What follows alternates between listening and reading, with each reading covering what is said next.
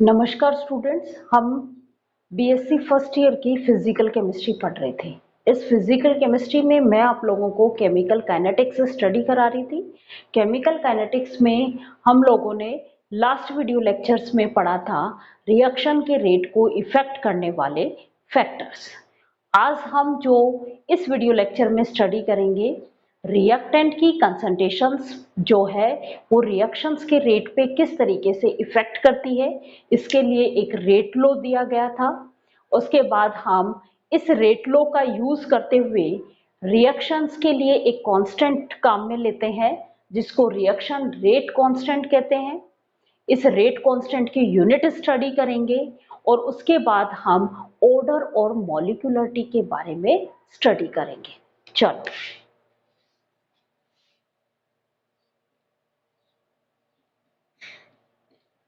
Physical chemistry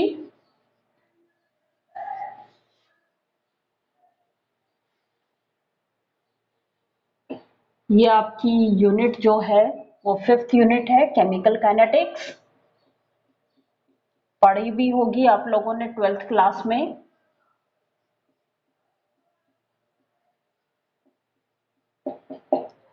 इस chemical kinetics में हम टॉपिक स्टडी करेंगे concentration dependence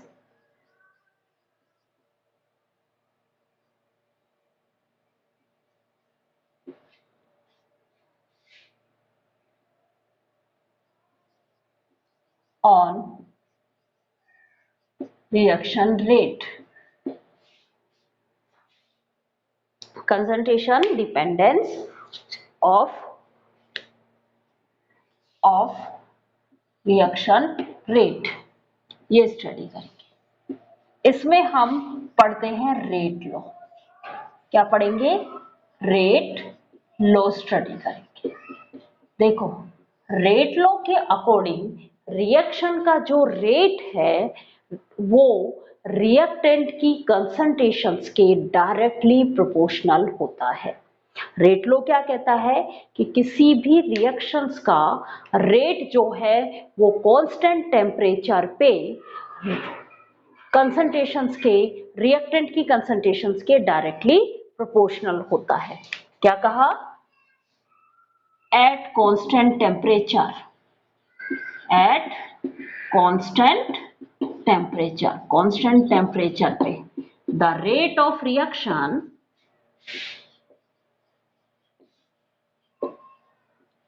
is directly proportional. मैं इस तरीके का साइन लगा रही हूं डायरेक्टली प्रोपोर्शनल का, directly proportional to the reactant concentration.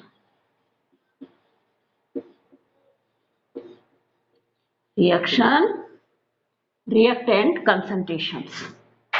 जैसे मान लो कोई एक रिएक्शन हो रही है ए, इससे कोई प्रोडक्ट बन रहा है बी। इस रिएक्शन की कंसंट्रेशंस को हम कोई एक रिएक्टेंट है, उससे प्रोडक्ट बन रहा है बी। इस रिएक्टेंट की कंसंट्रेशंस को मैं रिप्रेजेंट कर रही हूं इस ब्रैकेट के अंदर। तो रेट लॉ के अकॉर्डिंग इस रिएक्शन का जो रेट है अकॉर्डिंग टू रेट लॉ के अकॉर्डिंग रिएक्शन का जो रेट है ये डायरेक्टली प्रोपोर्शनल होगा किसके? रिएक्टेंट कंसंट्रेशंस के, रिएक्टेंट कंसंट्रेशंस के। इस प्रोपोर्शनल साइन को हटाएंगे तो हम कोई कांस्टेंट काम में लेंगे और वो कांस्टेंट जो है रेट इक्वल टू, वो कांस्टेंट को हम कैसे रिप्रेजेंट करेंगे? ये जो के है ये प्रोपोर्शनल कांस्टेंट कहलाता है, प्रोपोर्शनल कांस्टेंट कहलाता है। इस प्रोपोर्शनल कांस्टेंट को हमने नाम दिया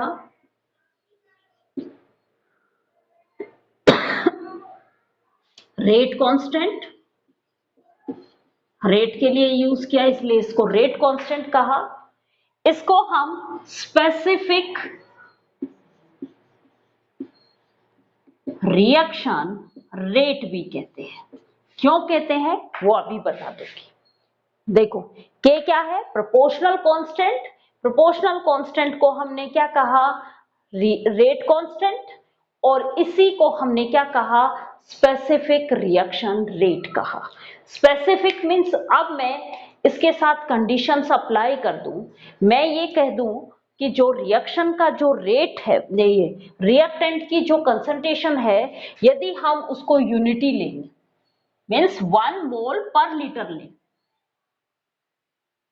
यदि if the concentration of reactant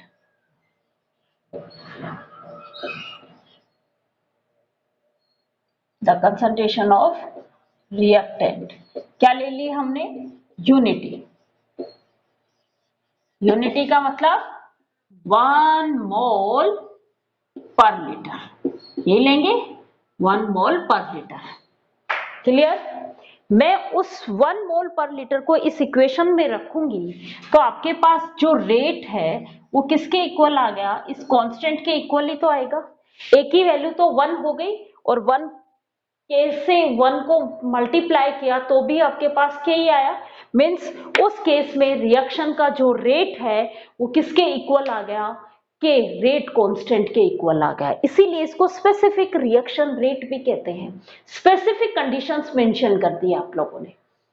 तो रिएक्शन रेट क्या कहलाता है, जब रिएक्टेंट की कंसंट्रेशंस 1 मोल या यूनिटी 1 मोल पर लीटर या यूनिटी लेते हैं, उस केस में रिएक्शन का जो रेट है वही क्या कहलाएगा, रेट कांस्टेंट कहलाएगा। क्या है, जब रिएक्टेंट की कंसंट्रेशंस 1 यूनिटी या 1 मोल पर लीटर लेते हैं, उस केस में रिएक्शन का जो रेट है वो स्पेसिफिक रिएक्शन रेट या रेट कांस्टेंट कहलाता है। क्लियर।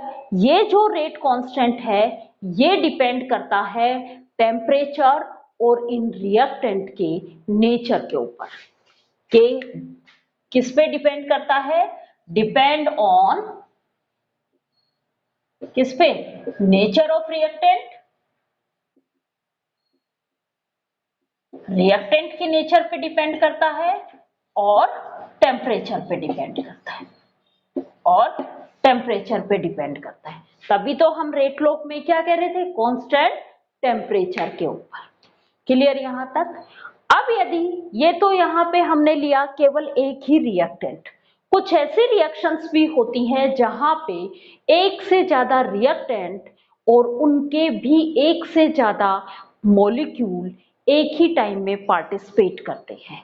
तो इन रिएक्शंस का जब भी हम रेट लॉ लिखेंगे तो रेट लॉ के अकॉर्डिंग इसमें जो रिएक्टेंट की कंसंट्रेशंस के ऊपर हम इन पार्टिकल्स के नंबर की पावर यूज करेंगे। इन पार्टिकल्स के नंबर कोफिशिएंट को ऊपर लिख देंगे। कैसे, देखो अब हम एक इक्वेशन लिख रहे हैं, एक इक्वेशन है, मान लो कोई एक रिएक्शन है ए प्लस बी, ये प्रोडक्ट बनाती है, हमें प्रोडक्ट से कोई लेना देना नहीं, ये रिएक्शन क्या बना रही है, प्रोडक्ट बना रही है। तो रेट लॉ के अकॉर्डिंग अब देखो इस रिएक्शन में एक से ज्यादा मॉलिक्यूल एक से ज्यादा टाइप के मॉलिक्यूल्स पार्टिसिपेट कर रहे हैं, और एक ही टाइप के मॉलिक्यूल्स भी एक से ज्यादा मॉलिक्यूल हैं। तो रिएक्शन का जो रेट है वो, जब भी हम रिएक्शन का रेट लिखेंगे उसमें कंसंट्रेशंस की जो पावर है वो क्या आ जाएगी, इनके आगे जो नंबर लगा हुआ है मॉलिक्यूल्स के जो नंबर कोफिशिएंट है उनकी पावर की फॉर्म में आ जाती है। देखो रेट किसके इक्वल हुआ, के, ए की पावर ए, बी की पावर बी। इस फॉर्म में हम इस रिएक्शन के रेट को लिखते हैं।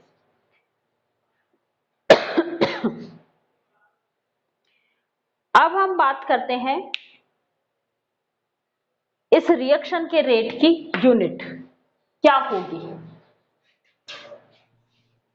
हम बात करते हैं रेट कांस्टेंट की यूनिट की।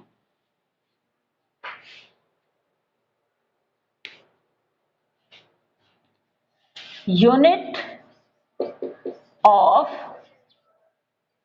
रेट कांस्टेंट,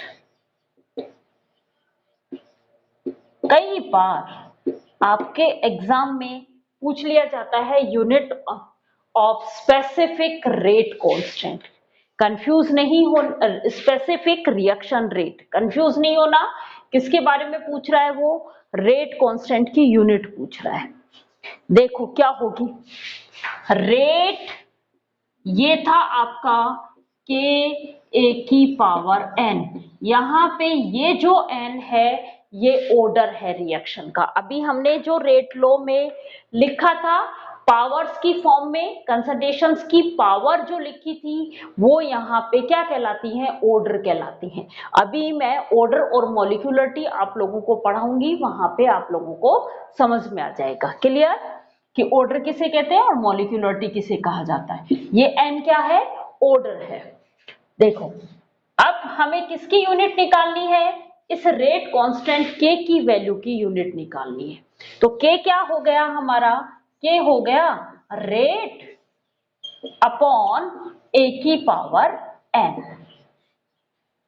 रेट की यूनिट हमें पता है, रेट क्या होता है? कंसंट्रेशंस में चेंजेस अपॉन में टाइम, टाइम ड्यूरेशन। उस टाइम ड्यूरेशंस में कितनी कंसंट्रेशंस में चेंजेस हुए वो क्या कहलाती है? आपका रेट कहलाती है। तो रेट की यूनिट तो हमें पता है, रेट की यूनिट होती है कंसंट्रेशंस मींस मोल लीटर इनवर्स, और टाइम क्या होगा? सेकेंड, यही होगा।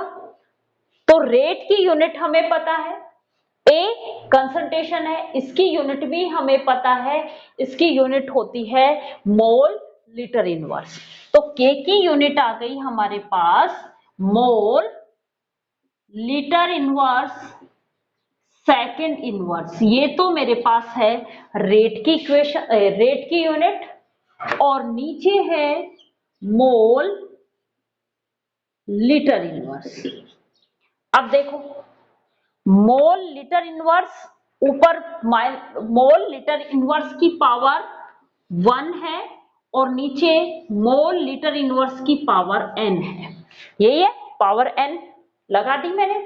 ये तो कंसंट्रेशंस की यूनिट थी, उसकी पावर n है। मैं इसको ऊपर लेके जाऊंगी तो ये जो n है ये माइनस का कन्वर्ट हो जाएगा, माइनस n बन जाएगा।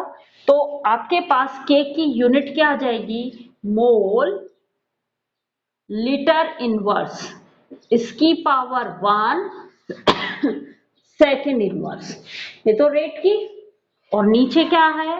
मोल लीटर इनवर्स, और इसकी पावर आपके पास आ गई, जब मैं इसको ऊपर लेके गई तो minus n means specific reaction rate या रेट कांस्टेंट की जो यूनिट होती है वो क्या होगी?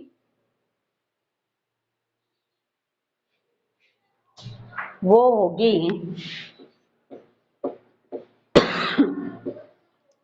मोल लीटर इनवर्स की power 1 minus n second inverse. ये जो यूनिट है ये डिपेंड कर रही है n means order of reactions, reactions के ऑर्डर पे डिपेंड करती है। किसकी? k की यूनिट। क्लियर यहां तक? अब हम बार बार बात कर रहे हैं कि ऑर्डर किसे कहते हैं, क्योंकि अभी हमने बताया कि n क्या है? ऑर्डर। अब इस ऑर्डर के बारे में हम स्टडी करेंगे, ऑर्डर ऑफ रिएक्शन हम स्टडी करेंगे। तो अब हम बात कर रहे हैं ऑर्डर के बारे में।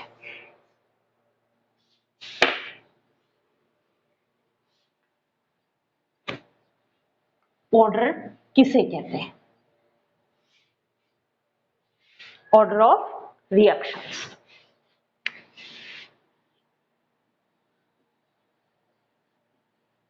Order of reaction. देखो ध्यान से सुनना, रिएक्शन के रेट को हम एक्सपेरिमेंटली डिटरमाइन करते हैं। रिएक्शन के रेट को क्या करते हैं, एक्सपेरिमेंटली डिटरमाइन करते हैं। और जब एक्सपेरिमेंटली डिटरमाइन करते हैं तो इस रिएक्शन के रेट को कंसंट्रेशंस के बीच में एक रिलेशनशिप बना के हम एक इक्वेशन लिखते हैं जिसको हम रेट इक्वेशन कहते हैं। मैंने क्या कहा, किसी भी रिएक्शन का रेट जो होता है वो एक्सपेरिमेंटली डिटरमाइन करते हैं।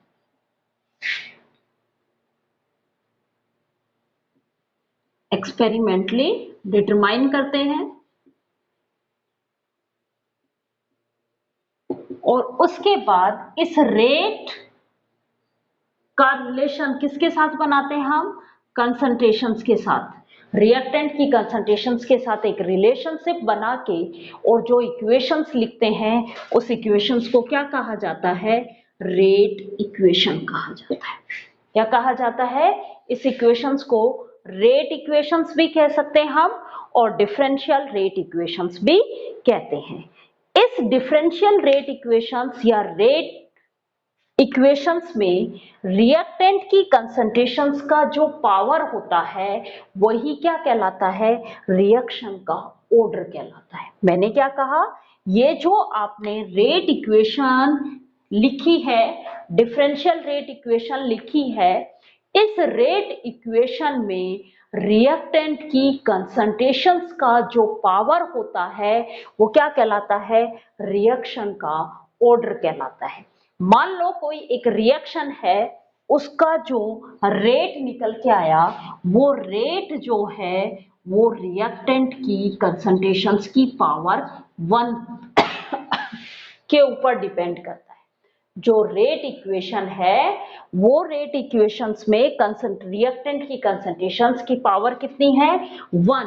तो ऑर्डर क्या हो जाएगा इस रिएक्शन का, ऑर्डर ऑफ रिएक्शन क्या होगा, 1। और यदि ये पावर 2 होती तो रिएक्शन का ऑर्डर क्या कहलाती, सेकंड ऑर्डर कहलाती। मान लो हमारे पास बहुत बार, कई बार ऐसा होता है कि उस रिएक्शन को हम रेट लॉ की फॉर्म में लिखेंगे तो उसका ऑर्डर 2 आता है। जैसे 2N2O5 का डिसोसिएशन, N2O5 का डिसोसिएशन होता है NO2 प्लस O2 में।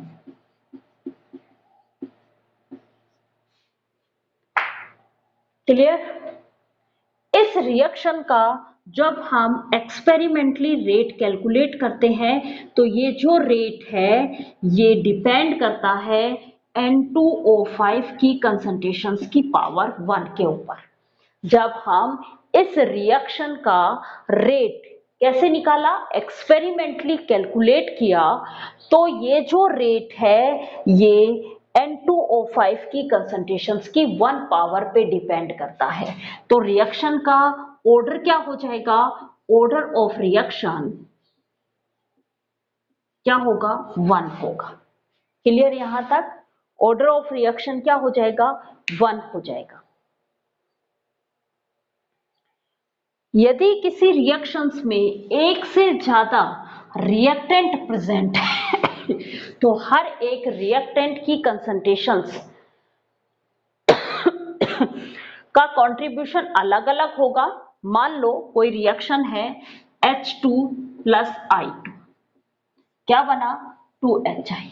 इस रिएक्शन का जब हम एक्सपेरिमेंटली रिएक्शंस का रेट कैलकुलेट किया तो जो रेट निकल के आया वो रेट H2 की पावर 1 पे डिपेंड कर रहा था और I2 की पावर 1 पे डिपेंड कर रहा था।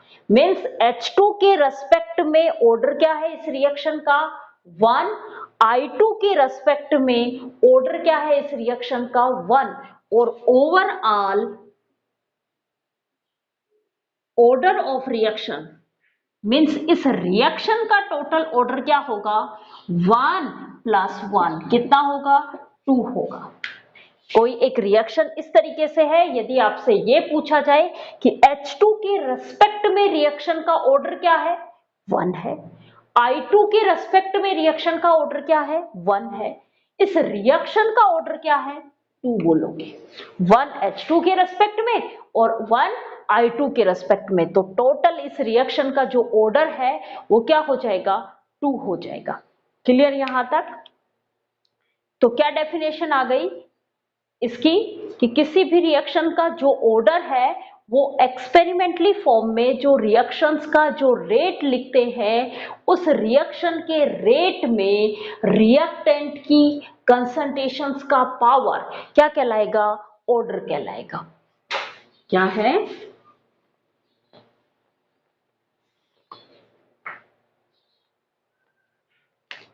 ऑर्डर, रिएक्शन की का ऑर्डर क्या कहलाएगा, कंसंट्रेशंस का पावर ऑर्डर कहलाएगा।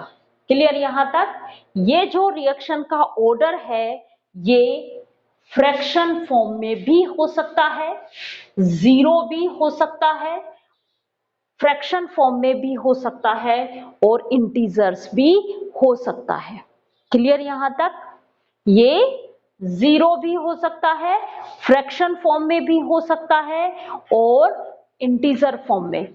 मीन्स जरूरी नहीं है कि ये हमेशा कंप्लीटली इंटीजर फॉर्म में ही हो, ये फ्रैक्शन फॉर्म में हाफ, 3/2 इस तरीके से भी, 4/5 इस तरीके से भी ऑर्डर हो सकता है, जीरो भी ऑर्डर हो सकता है।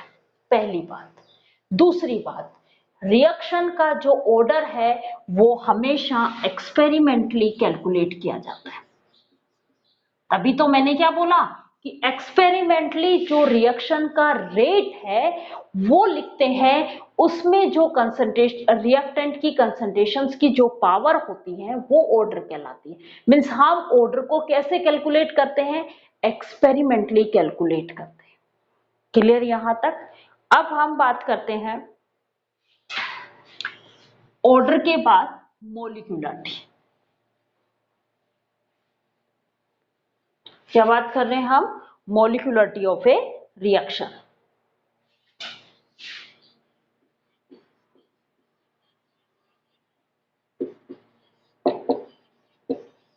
Molecularity of A reactions. किसी भी रिएक्शंस में पार्टिसिपेट करने वाले नंबर ऑफ एटम्स, मॉलिक्यूल्स या आपके रेडिकल्स क्या कहलाते हैं, मोलिकुलरिटी कहलाती है उस रिएक्शंस की। किसी भी रिएक्शंस में जो पार्टिसिपेट कर रहे हैं कितने नंबर के में एटम्स, मॉलिक्यूल्स या रेडिकल्स, ये क्या कहलाएंगे, मोलिकुलरिटी कहलाएंगे उस रिएक्शंस की। जैसे हम बात करें, एक रिएक्शन है ए से बी बना, प्रोडक्ट बना, हमें उससे कोई लेना नहीं। इस रिएक्शन में ए के कितने पार्टिकल्स पार्टिसिपेट कर रहे हैं, ए, तो इसकी मोलिकुलरिटी क्या हो जाएगी, ए हो जाएगी। मोलिकुलरिटी क्या हो जाएगी, ए हो जाएगी। मोलिकुलरिटी जो है वो कभी भी जीरो नहीं होगी, क्योंकि जीरो का मतलब है या कभी भी फ्रैक्शन फॉर्म में नहीं होगी, क्योंकि जो हम मोलिकुलरिटी कैलकुलेट करते हैं वो स्टोइकियोमेट्रिक इक्वेशन से कैलकुलेट करते हैं। किससे लिखते हैं, जब हम किसी रिएक्शंस की स्टोइकियोमेट्रिक इक्वेशंस लिखने पे इस इक्वेशंस में कितने number of particles, atoms, molecules participate कर रहे हैं वो उस रिएक्शन की क्या कहलाएगी, मोलिकुलरिटी कहलाएगी।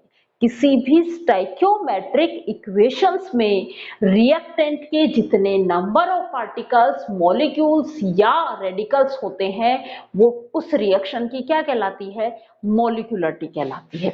मोलिकुलरिटी की वैल्यू कभी भी जीरो नहीं होगी। मीन्स ऐसा नहीं होगा कि रिएक्टेंट पार्टिसिपेट ही नहीं कर रहे तो रिएक्शन ही नहीं होगी। मोलिकुलरिटी की वैल्यू कभी भी फ्रैक्शन फॉर्म में नहीं होगी, क्योंकि हम स्टोइकियोमेट्रिक इक्वेशंस में कभी भी फ्रैक्शन फॉर्म यूज नहीं करते हैं। क्लियर यहां तक? अब देखो H2 plus O2, H2 plus O2 से क्या बनाया हमने, H2 plus O2, H2O plus O2, O ये H2O2 hydrogen peroxide H2O plus O। इस रिएक्शन की मॉलिक्यूलरिटी क्या है? एक ही पार्टिसिपेट कर रहा है, इसीलिए ये क्या होगी? मॉलिक्यूलरिटी 1। और जब 1 मॉलिक्यूलरिटी कहलाती है वो रिएक्शंस कहलाती हैं unimolecular reactions. Unimolecular reactions. Generally तो ये माना जाता है कि जो किसी भी रिएक्शंस की मॉलिक्यूलरिटी जो होती है वो ऑर्डर के इक्वल ही होती है, या कहें कि जो ऑर्डर होता है वो जनरली रिएक्शंस की मॉलिक्यूलरिटी के इक्वल ही होता है। लेकिन मॉलिक्यूलरिटी जो है वो थ्योरेटिकल फॉर्म में कैलकुलेट करते हैं हम। थ्योरेटिकली मैंने इस इक्वेशंस की स्टाइकियोमेट्रिक इक्वेशंस लिखी, रिएक्शंस की स्टाइकियोमेट्रिक इक्वेशंस लिखी, और इस इक्वेशंस को देख के मैं उनकी मॉलिक्यूलरिटी को डिफाइन कर रही हूँ। लेकिन ऑर्डर हमारा क्या है? एक्सपेरिमेंटल वैल्यू है। तो जरूरी नहीं है कि रिएक्शंस का जो ऑर्डर है वो मॉलिक्यूलरिटी के इक्वल ही हो। इसीलिए हम आगे क्या वर्ड लगाते हैं? जनरली रिएक्शंस की मॉलिक्यूलरिटी जो है, रिएक्शंस का जो ऑर्डर है वो मॉलिक्यूलरिटी के इक्वल होता है, लेकिन हमेशा नहीं होता है ऐसा। क्लियर यहां तक? जिन रिएक्शंस की ऑर्डर और मॉलिक्यूलरिटी अलग अलग होते हैं वो सूडो ऑर्डर रिएक्शन कहलाते हैं। जिन रिएक्शंस का ऑर्डर और मॉलिक्यूलरिटी अलग अलग होते हैं वो सूडो ऑर्डर रिएक्शन कहलाते हैं। जैसे हम बात करें एस्टर के हाइड्रोलाइसिस की, एस्टर का हाइड्रोलाइसिस करें तो इसमें देखो मॉलिक्यूलरिटी तो 2 होगी, लेकिन ये जो रिएक्शन है ये फर्स्ट ऑर्डर की रिएक्शन है, तो ऑर्डर और मॉलिक्यूलरिटी दोनों अलग अलग हैं। तो ये रिएक्शंस क्या कहलाएंगी? Pseudo order reactions. क्या कहलाएंगी? Pseudo reactions order. CH3COO C2H5 plus H2। देखो इससे क्या बन रहा है? प्रोडक्ट बन रहा है, एसिड बनेगा CH3COOH प्लस अल्कोहल बन जाएगा एसिड के प्रेजेंस में। देखो यहां पे एक ये रहा और एक ये रहा, मीन्स यहां पे कितने मॉलिक्यूल पार्टिसिपेट कर रहे हैं स्टाइकियोमेट्रिक इक्वेशंस में? 2 मॉलिक्यूल्स, एक एस्टर का और एक वाटर का मॉलिक्यूल पार्टिसिपेट कर रहा है। तो इस रिएक्शन की मॉलिक्यूलरिटी कितनी है? मॉलिक्यूलरिटी कितनी है इस रिएक्शंस की? 2 है। लेकिन जब एक्सपेरिमेंटली इसका रेट निकाला जाता है तो इस रिएक्शन का जो रेट है वो केवल और केवल एस्टर की कंसंट्रेशंस की पावर 1 के ऊपर डिपेंड कर रहा था। मीन्स इस रिएक्शन का जो ऑर्डर था वो क्या था? 1। तो वो रिएक्शंस जिनकी मॉलिक्यूलरिटी और ऑर्डर अलग अलग होते हैं क्या कहलाती हैं? Pseudo order reactions. Pseudo order reaction कहलाती है। तो ये रिएक्शंस कौन सी होगी? सूडो फर्स्ट ऑर्डर रिएक्शन कहलाती है। क्लियर? आपसे सूडो ऑर्डर रिएक्शंस की डेफिनेशन पूछ ले तो आप बता देना कि वो रिएक्शंस जिनमें मॉलिक्यूलरिटी और ऑर्डर अलग अलग होते हैं सूडो ऑर्डर रिएक्शन कहलाती है। जिनका ऑर्डर फर्स्ट होगा वो सूडो फर्स्ट ऑर्डर रिएक्शन कहलाएंगी, जिनका ऑर्डर 2 होगा वो सूडो सेकंड ऑर्डर रिएक्शंस कहलाएंगी। जैसे अभी हमने थोड़ी देर पहले ऑर्डर में हमने एक रिएक्शन लिखी थी, याद हो तो आपको, N2O5 से क्या बना था? NO2 प्लस O2 की फॉर्म में कन्वर्ट हो गया था, यही फॉर्म लिखी थी हमने। अब देखो इस रिएक्शन का मैंने क्या कहा था? जब इस रिएक्शन का ऑर्डर निकालते हैं तो रिएक्शन का ऑर्डर जो है वो N2O5 की कंसंट्रेशंस की पावर 1 के ऊपर डिपेंड कर रहा था। मीन्स इस रिएक्शन का ऑर्डर जो था वो क्या था, 1 था। और मॉलिक्यूलरिटी हमें साफ साफ दिखाई दे रही है, कितनी है, 2 है। मॉलिक्यूलरिटी कितनी है, 2 है। तो ये रिएक्शन भी हमारी क्या कहलाएगी, सूडो ऑर्डर रिएक्शंस कहलाएगी। सूडो, अब ऑर्डर कौन सा है, फर्स्ट, तो ये रिएक्शन क्या कहलाएंगी, सूडो फर्स्ट ऑर्डर रिएक्शन कहलाएंगी। ये थे आपके ऑर्डर और मॉलिक्यूलरिटी। अब हम नेक्स्ट क्लास में जो है वो इन एक एक रिएक्शंस का ऑर्डर उठाएंगे और इस कंप्लीट ऑर्डर को हम स्टडी करेंगे। Thank you students.